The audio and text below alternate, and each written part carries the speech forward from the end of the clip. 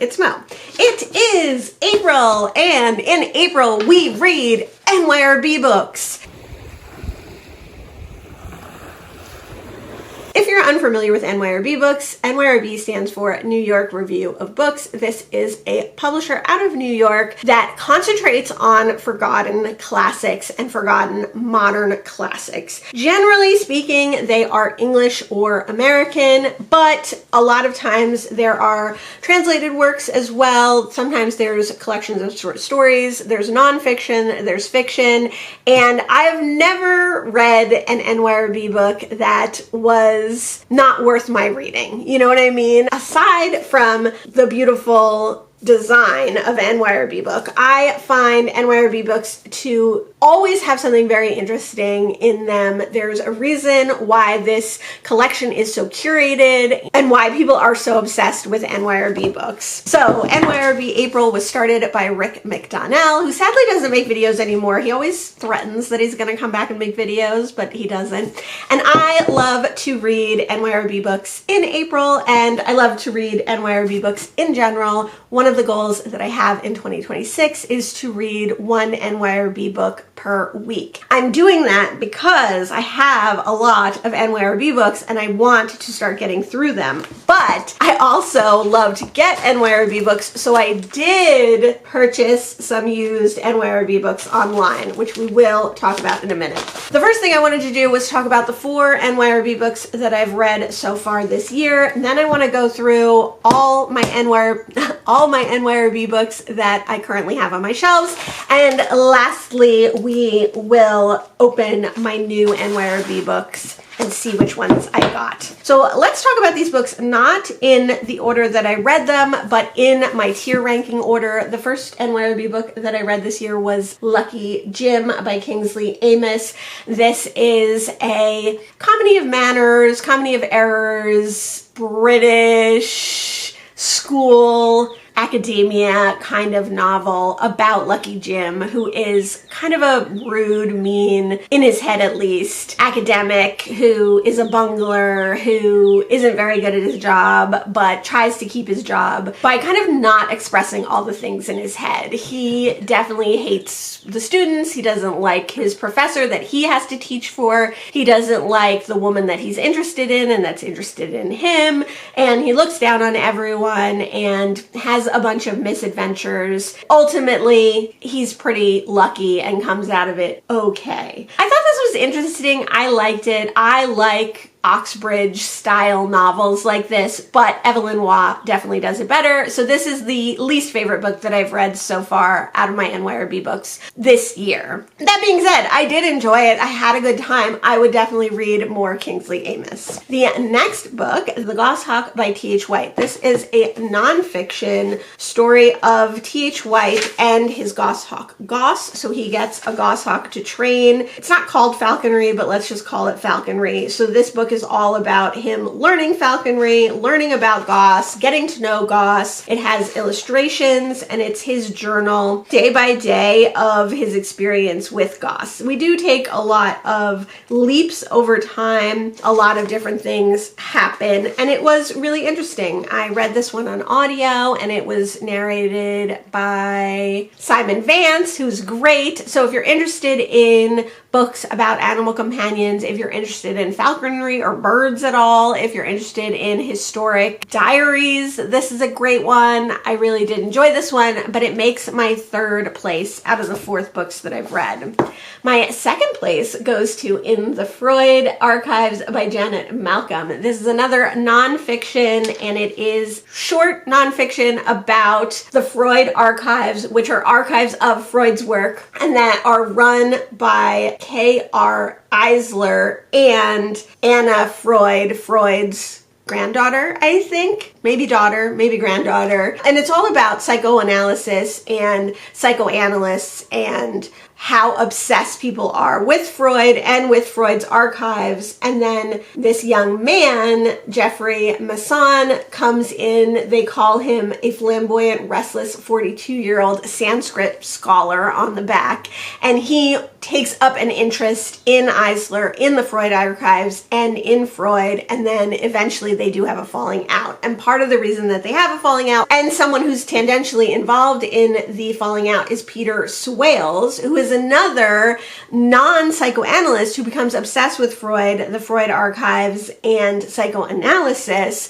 And it's about these three men, and really it's about the obsession of the Freud archives. It's really, really interesting. I had a great time reading it. It's very short. I love nonfiction about this. Similar to The Gardner Heist, which I read last year, this is about like how everyone who has any connection to this place and these things and this environment becomes completely obsessed with it. And I find those kinds of books fascinating. I would put this along with The Gardner Heist and with, what was that one? It was like Mr. Somebody's Cabinet of Wonders. I read that a couple of years ago and it had a very similar vibe to this. My second favorite that I've read so far this year. But my first favorite is Cassandra at the Wedding by Dorothy Baker. This is a queer classic. Dorothy Baker was a queer woman, even though she was married to a man for the majority of her life. And this follows two sisters, one of whom, Cassandra, is traveling back to her hometown in Northern California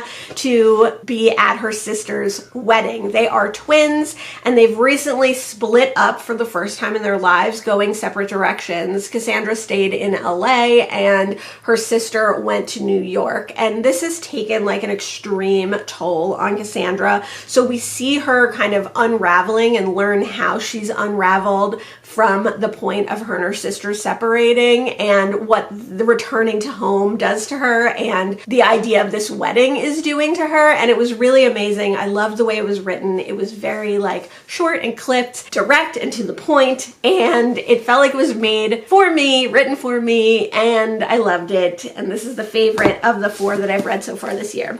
If you want to see other NYRB books that I've already read, you can go back to the previous videos that I make during NYRB April. I will leave those listed down below. Now let's talk about all the NYRB books that I could read this year. These are all NYRB books that I have on my TBR. I'm not going to go into too much about what these are. Again, you can go look at those other videos. A lot of these books show up in those other NYRB videos, and some of them are more new. Uncertain Glory by Joan Sales is one of the newer books that I've picked up. This seems to take place in 1937 Spain. NYRB books I just pick up if I see them. Like if I see them at a library sale, they're coming home with me. If I try to seek some of them out or buy them specifically at used book sales, sometimes I'll know what they're about, sometimes I'll want them, but sometimes I just pick them up because they're NYRB books. Another big book that I don't know when I'll get to is The Year of the French by Thomas Flanagan. Yeah, I do believe this has to do with Irish history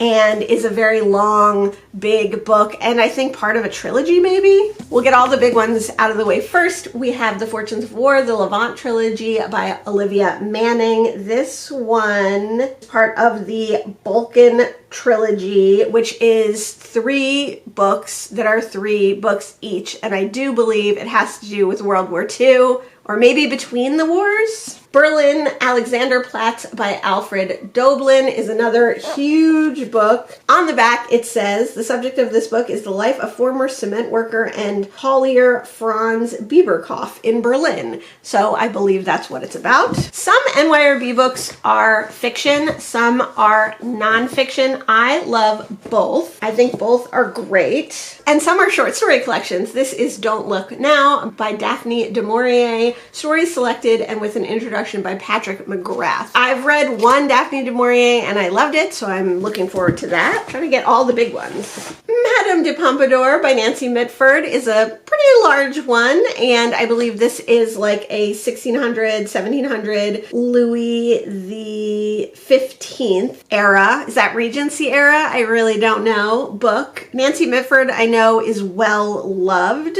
All the Mitford sisters are, I believe, but also like kind of forgotten. The Fountain Overflows by Rebecca West. I've had a lot of people tell me that Rebecca West's writing is really great. This one sounds interesting. I think it's just kind of a family drama. And then we have the Book of Ebenezer LePage by G.B. Edwards. Ebenezer LePage, cantankerous, opinionated, and charming. That's all I really need to know about that one. All for Nothing by Walter Kempowski is another more recent one that I've got. This says, in East Prussia, January 1945, German forces are in retreat and the Red Army is approaching. So another war book. I do think that one of the downfalls of just picking up any books is that some of them are going to be about war, which is not my favorite subject to read. I also know that every book that NYRB puts out is awesome, so I'm not too worried about it. We've got Max Havelaar, or The Coffee Auctions of the Dutch Trading Company by Moul Tatouli. This one sounds really interesting,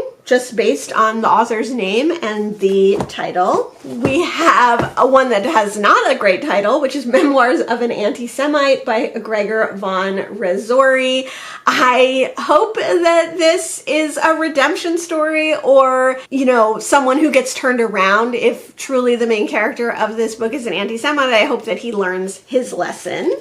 Another short story collection is The Haunted Looking Glass, Ghost Stories Chosen by Edward Gorey, and this has illustrations by Edward Gorey. What a beautiful book.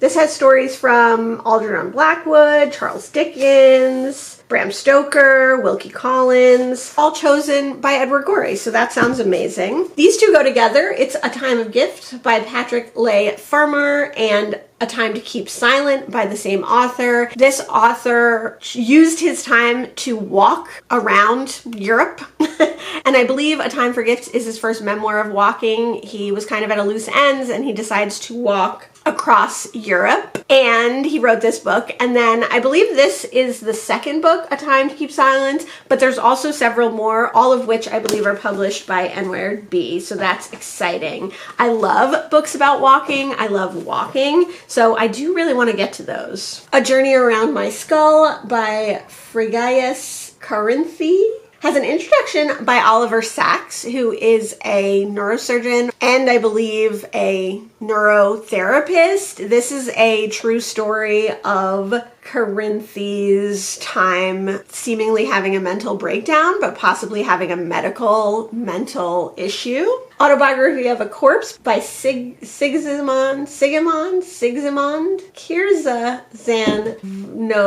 Kierza-Zanovsky. That's my best guess on how to pronounce that. Is, I believe, more of a fictional exploration of mental breakdown.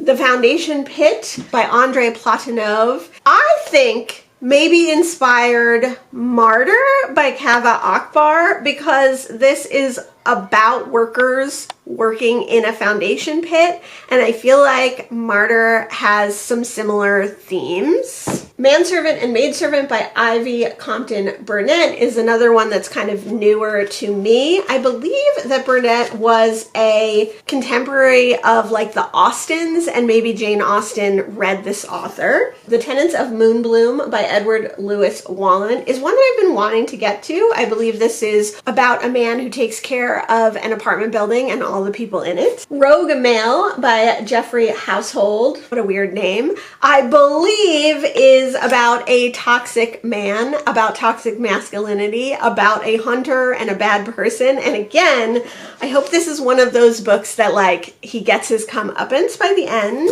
The Old Man and Me by Aline Dundee is her sequel, I believe, to The Dud Avocado. These are semi-autobiographical auto-fiction books about Dundee's time, and I think this is about her affair with an older man. Alien Hearts by Guy de Maupassant is a book about, the wounded human heart. So I think this is about a love affair gone wrong, and I think that this author did write a lot of poetry and plays and kind of longing in his work. And then last but not least, Stoner by John Williams. I actually have two copies of this. I have the regular NYRB copy, and I have this cool hardcover, which is really neat, but picks up like every fingerprint and trace and I do think it's cool, but I really wanted the original copy. This is a cradle-to-grave story of a man named Stoner, and it is a big favorite of most people. It's seemingly a very quiet, depressing story, but people love it. So I think it has to do with like the writing style. This is one that I've had for a very long time, but I've been putting off because it is so well loved. And now it is time to open our new NYRB books. I don't usually buy used books online anymore because I end up going to book sales. And if you've been watching my weekly updates and seeing me go to book sales, you know that I'm like pretty overwhelmed with the amount of books that are in the house. Hold on, I gotta get a scissors. And trying to read down my TBR. It's really hard to get NYRB books at book sales anymore, or at used bookstores or anywhere, because resellers buy them all up, which is pretty sad, I think. Maybe I'll do a whole video on why I don't like resellers at the moment, and the idea of book sales and library sales not being fun anymore because of resellers a lot of times. But NYRB specifically have a high resale value. So a lot of times, by the time that I got to book sales, the NYRB books are gone, and I'm lucky if I get to get any at all. When I saw this good deal on eBay on NYRB books, and I saw that there were quite a few that I wanted and were on my want to read list, I decided I would just buy them. They smell weird. They smell like soap or hand sanitizer or something. Smell a little weird. So let's look at what I got. I got The Stalin Front by Gert Ledig. This is translated and with an introduction by Michael Hoffman. This, I believe, is a war book. This is not one of the books that I wanted out of this collection, but I'm always happy to have more. These were all really short too, and short NYRB books are chef's kiss. I did want to get The Pumpkin Eater by Penelope Mortimer. This one is called a surreal black comedy. It sounds great. This is where I got it from. Very fast shipping, very nice. If you're looking for, this is so sweet, a bookmark. If you're looking for NYRB books or other collections, good prices. The one that I was really, really looking for in this lot was A High Wind in Jamaica by Richard Hughes. This is a story starting in Jamaica. It is, I believe, by a white author. I read something about this or something and I wanted to read it. I also really wanted to read Walkabout by James Vance Marshall, one of my all-time favorite movies, which is, what is that movie called? It has Reese Witherspoon and Ethan Embry. It's a children's movie, and it's about a young man from New York whose father takes him to Africa where friends of theirs live. The parents all get murdered right away, and then the two young people have to travel across the desert. And this is based on that. I think there's also a movie called Walkabout, which is also based on this, but they're slightly different. This is a young adult novel, but I think it's like written at a time when young adult novels were different. You know, young adult novels in like the 30s, 40s, and 50s definitely hit different. This was written in 1959. And then we have Troubles by J.G. Farrell. I've also heard good things about this one, and it has to do with the Troubles in Ireland. This is the longest out of all of these. How exciting! 5 more NYRB books to get to this year and in years to come. I'm so happy. Let me know what you think of NYRB books. Let me know your favorite NYRB book that you've read. Let me know why you collect NYRB books if you do. Let me know if you've read any of the books that I mentioned here and if I should prioritize any of them. Thanks so much for joining me today, and I'll see you in the next one. Bye. The Stalin Front was translated by Michael Hoffman. Alien Hearts was translated by Richard Howard.